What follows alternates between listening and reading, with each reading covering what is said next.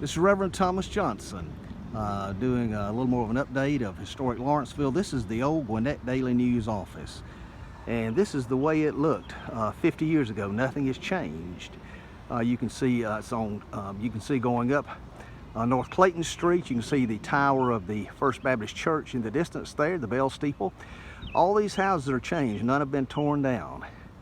This is the way it looked in the 1960s. You can see going down North Clayton Street here, the train depot, very historic location in downtown Lawrenceville. But this is where the Gwinnett Daily News was published. It was the daily newspaper for Gwinnett County. Everyone had a subscription. A famous newspaper got bought out by the New York Times and tried to expand a little too fast. When they left this building, they really nothing was ever the same again. They never could get it back together. Never were in much demand, and what happened was they just suddenly one day declared bankruptcy and went belly up, and that was it. But let me walk you back here. This is the loading and unloading dock.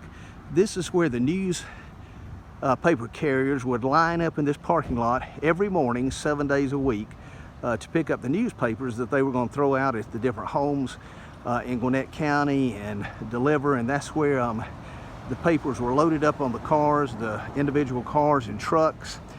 But this is the Gwinnett Daily News original building.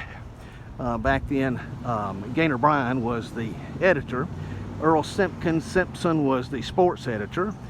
And when the Gwinnett Daily News left this building and went bankrupt, interesting side note, the Lawrenceville Home Weekly, which had published for years, then became the only daily newspaper in Gwinnett County.